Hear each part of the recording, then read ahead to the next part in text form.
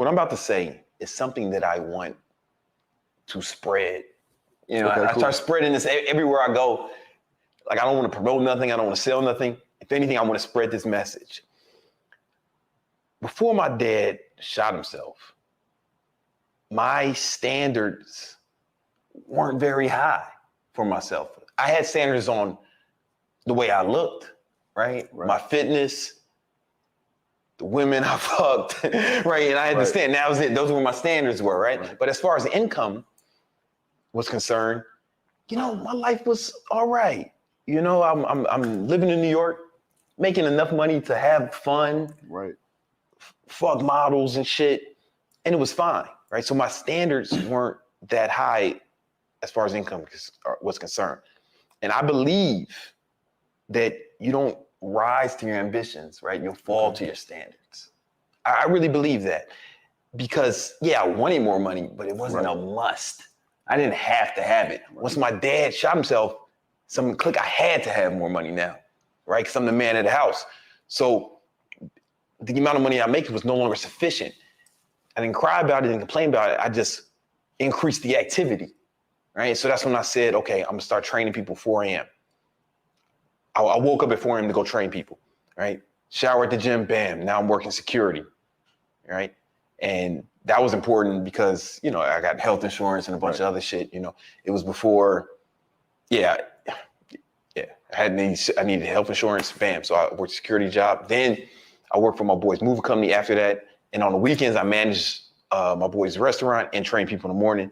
So these are like, you know, 12, 14-hour days. And I would try in between that time, you know, I would film the videos on the thing, you know, like if I was going to work out anyway. So while I'm working out, all right, here's an idea for a video, right? And it wasn't perfect, it wasn't great, but I was starting, man, you know, trying to figure something out.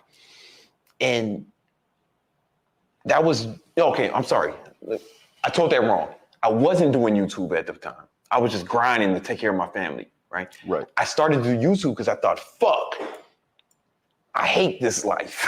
This is awful. Yeah, because you said the training was really hard on you from a financial perspective. Everything was difficult. You know, just the amount of effort I was putting in at that level 1. Because there's 2 ways to make money. You make money with your fucking muscles, or you make money with your brain. Right. You know, and that for you is a third way, right?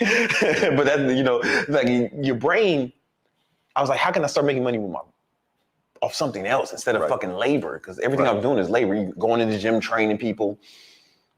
You know, I was trying to figure it out because, man, working all those hours was just draining, man. You know, I wasn't really enjoying life, but it wasn't about that at that time. So I started to think. I read a book called The 4-Hour Workweek.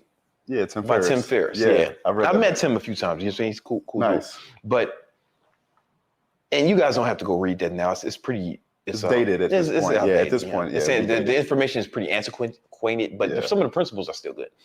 And I was like, okay, so maybe I can do this thing online. I can train people online. This is something I'm really good at. Maybe I can figure it out.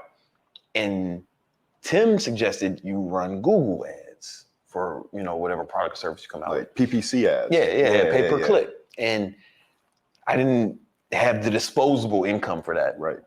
So I thought, well, what if I made YouTube and treated every YouTube video like a commercial? That's what I was thinking.